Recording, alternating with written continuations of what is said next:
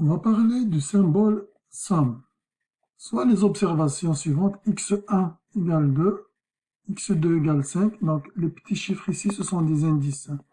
Pour ne pas utiliser x, y, z, a, b, c, d, etc. Si on a beaucoup d'observations, l'alphabet ne suffira pas. Donc, on utilise quoi? On utilise des indices. Par exemple, x1, x2, x3, la troisième observation, la quatrième, la cinquième, etc. Alors, si jamais je veux par exemple la somme de toutes ces observations, donc x1 plus x2 plus x3 plus x4, etc. Et bien cette somme, on pourra l'écrire sous la forme la somme de quoi?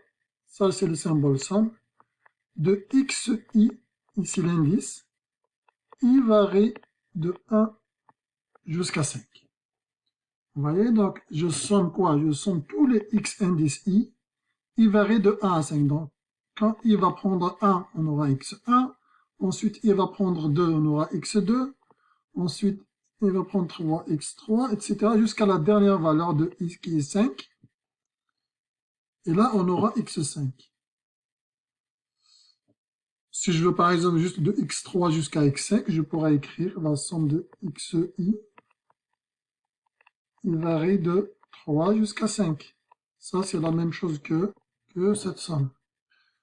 Il faut juste observer que i, c'est une variable muette. Donc, il n'a pas d'impact. Pour le remplacer par la même chose, si j'écris cette somme sous la forme de xj, j varie de 3 jusqu'à 5, eh ben, c'est la même chose que ce qu'on va calculer ici. Donc, il indice, j c'est un indice. Ici, il indique le départ de cet indice, et en haut, l'arrivée, la dernière valeur possible de cet indice. C'est tout. Donc, si vous mettez notre variable k, l, ou ce que vous voulez, ça changera à rien du tout. Donc, ça, c'est la même chose que la somme d'en haut.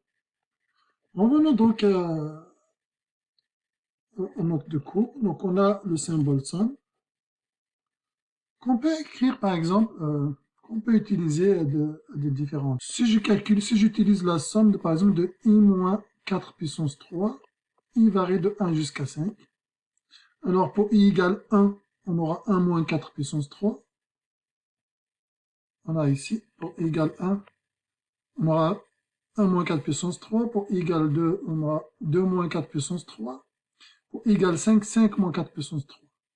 Et le symbole somme nous dit qu'il faut faire la somme de toutes ces quantités. Donc, le résultat final, ça serait moins 27, c'est-à-dire 1 moins 4 puissance moins 3, plus moins 8 qui est égal à 2 moins 4 puissance 3, etc.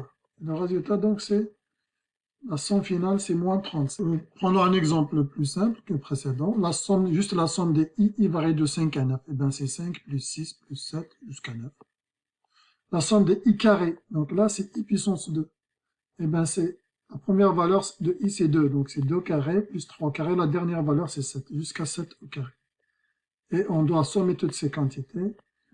Le résultat, c'est 139. Un exemple un peu plus compliqué, la somme des 2i plus 1, i varie de 0 cette fois-ci. Donc, pour i égale à 0, eh ben, on obtient 1. Donc, la première valeur, c'est 1. Pour i égale 1, on obtient 2, plus 1, c'est 3, etc.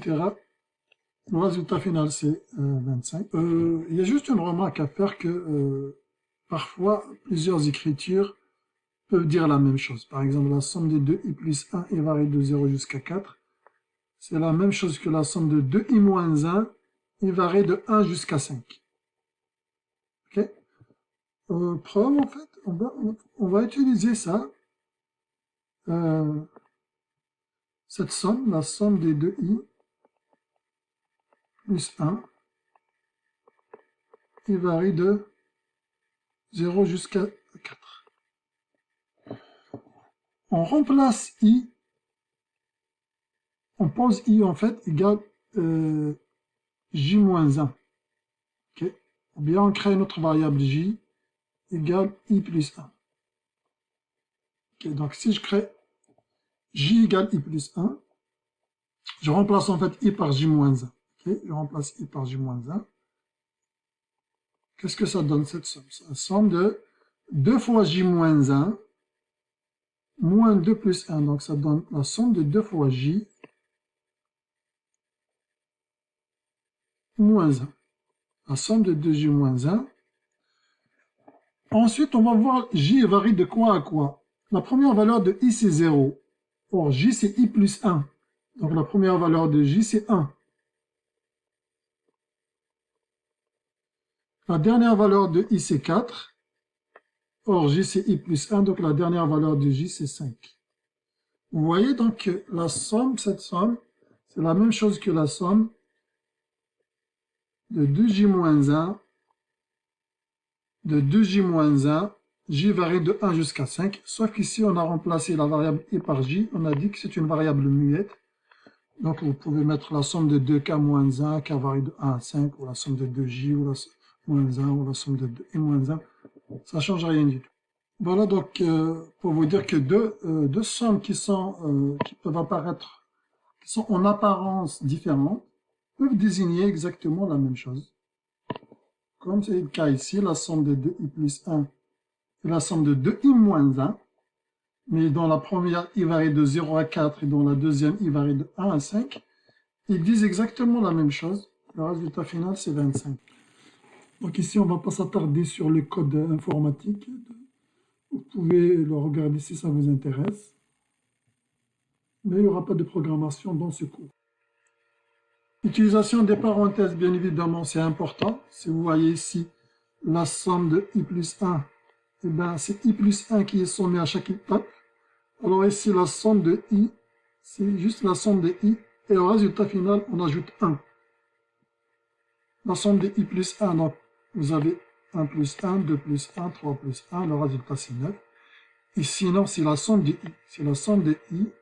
Et le résultat final, on lui ajoute 1. La somme de i, ben, c'est 7. C'est 6, on lui ajoute 1. Ça donne 7. Donc faites attention aux parenthèses. Donc à chaque fois qu'on arrive dans un exemple d'un ordre de cours, je vous conseille, je vous suggère de mettre en pause la vidéo pour essayer de le faire vous-même avant de voir les corriger. Donc ici, vous pouvez mettre d'abord en pause. Ça nous demande, l'exercice nous demande calculer la somme des entiers pairs compris entre 6 et 10. Jusqu'à présent, on a vu juste le compteur est incrémenté d'une unité. Alors, si on veut les entiers pairs, comment on va faire? Eh bien, on va faire, sachez que les entiers pairs s'écrivent sous la forme 2 fois j ou 2 fois n, si vous voulez.